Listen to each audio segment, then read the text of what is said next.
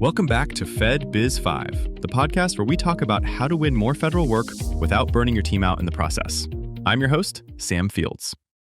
Today we're tackling a topic that separates the contractors who grow steadily from the ones who exhaust themselves. Knowing when to say no-go on an opportunity. If every RFP that drops looks like a good one, this episode is for you. Because here's the truth. SMBs don't just lose because they lack capability. They lose because they spend limited time and proposal dollars on the wrong opportunities. Bids that were never a strong fit, were structurally hard to win, or carried so much hidden risk that even winning would have hurt. A disciplined go-no-go process is one of the most profitable systems you can build. It forces you to qualify opportunities the way contracting officers and evaluators think: eligibility, risk, clarity, competition, and credibility. And it protects you from the classic GovCon trap. We could do it, so we should bid it. Let's walk through a practical no-go framework you can actually use. First, I want you to start thinking in 3 buckets, not 2. Go, no-go, and not yet. Go is straightforward. You can credibly win and perform with acceptable risk. No-go is also straightforward. You should not pursue. Full stop. You don't talk yourself into it, you don't bargain with the calendar, you just move on. But the most powerful bucket is not yet. Those are the opportunities where you could bid later if 1 or 2 conditions change. Maybe the scope gets clarified, the timeline is extended, you land a teaming partner, or key personnel free up. The discipline with not yet is simple. You set a trigger, and you don't start writing until that trigger happens. Otherwise, you're just doing free consulting for the government. Now let's talk about a fast no-go gate you can run in 15 to 30 minutes. Before you read a solicitation like it's a thriller novel. Gate 1 is eligibility and mandatory requirements. This is the easiest gate to define and the one people most often try to talk themselves around. If you can't meet a mandatory requirement, it is a no-go. Don't negotiate with yourself. That includes things like the set-aside type and size standard. If you're not actually small under that NAICS code, you're out. Required facility clearances or personnel clearances you genuinely don't have. Licenses, bonding, OEM authorizations, or certifications that are required by the time of award and you can't realistically secure. Place of performance you can't staff, or surge requirements you couldn't possibly cover. Submission requirements you simply can't meet by the deadline. If any one of those is a hard no, the opportunity is qualifying itself out. You don't need a capture meeting. You need a calendar reminder to look for the recompete in a few years. Gate 2 is the tougher one. Can we bid responsibly? Even if you're eligible on paper, you should only bid when you can propose with integrity, meaning you understand the scope, you can price it realistically, and you can stand behind your staffing and delivery plan without crossing your fingers. The FAR actually encourages exchanges with industry to improve understanding of requirements, but that doesn't always happen. If a solicitation doesn't support clarity, you're being asked to guess, and you don't want to run your business on guesses. Once you pass those quick gates, now you look for no-go indicators, the patterns that quietly eat small businesses alive. The first big one, the scope is unclear or internally inconsistent. If you can't clearly explain what done looks like, you can't price it, you can't staff it, and you definitely can't manage performance risk. Red flags here are vague deliverables like support as needed or as directed, sprinkled everywhere. Or conflicts between the statement of work, the pricing schedule, and the evaluation criteria. Maybe the quantities are missing, the service levels are fuzzy, or key terms aren't defined anywhere. Here's your test. If you cannot write a 1-paragraph scope summary in plain English without making a bunch of assumptions, that is at least a not yet, and often a no-go until the government clarifies. Second indicator, the timeline is unrealistic for the effort required. Sometimes short timelines are just poor planning, but sometimes they are a signal that the buyer already has someone in mind who can mobilize almost instantly. If you're looking at a complex requirement with a tiny proposal window, an immediate start date, aggressive early deliverables, and no apparent ramp time for recruiting, clearances, or transition, you have to ask, are we being set up to fail on performance even if we win? Your test here is, if you would need perfect hiring and instant onboarding to meet day 1 expectations, you're not competing, you're buying performance risk. Third, the requirement reads like it was written for a specific solution or vendor ecosystem. On paper, it might look full and open. In practice, it's narrow. It calls out very specific tool stacks, or describes a proprietary workflow without obvious equivalents, or demands detailed experience with a particular internal system that only an incumbent or OEM partner would realistically have. The government is supposed to promote competition and limit restrictive provisions to what's actually necessary. But in the real world, you will still see requirements that live right on that line.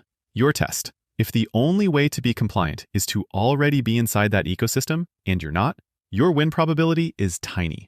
That's a classic no-go unless you're teaming with the vendor who lives there. Fourth, there's little to no meaningful market engagement. Healthy procurements usually leave some footprints: a sources sought notice, a draft RFP, an industry day, at least some substantive Q&A. If there was no prior engagement, the final solicitation dropped fast, Q&A is minimal or late, and obvious ambiguities never get addressed, that's a data point. It means you're blind on customer pain, blind on competitive dynamics, and blind on how flexible or inflexible the requirement really is. If you don't know what's driving the buy and the government isn't giving you real mechanisms to ask, that's often a no-go or at least a strong not yet until more clarity shows up. Fifth, budget signals don't match the scope. Sometimes the government publishes a range or ceiling. Sometimes you can infer it from the labor categories, the hours, or the contract type. Either way, if the money doesn't line up with the work, you have a problem. Picture this. The requirement wants 24/7 coverage, senior engineers, and mission-critical availability. But the labor mix looks like help desk pricing, and the evaluation language clearly pushes toward lowest cost. That is a trap. Your test here is simple. If the only way you can win is by bidding a price you'd be afraid to perform at, it's a no-go. A win like that is just a slower loss. Sixth, your past performance is not a credible match and you can't mitigate. You don't need a carbon copy contract in your history, but you do need relevance you can defend: similar scope, complexity, customer type, environment, or contract type. If the solicitation is heavily weighted toward very specific, recent experience that you simply don't have, and you don't have a teaming strategy to fill the gap, you're hoping, not competing. That's a no-go. Seventh, you have no win narrative that's specific to this buyer. A real win narrative is more than "we're qualified and we care." It's "here's your specific problem, here's why our approach reduces your risk, here's why we're more credible than the alternatives, and here's what success will look like for you." If you sit down and try to write that, and all you get is fluffy marketing language, you're not positioned, you're just available. That's a strong sign to walk away or move it into "not yet" while you gather more intel.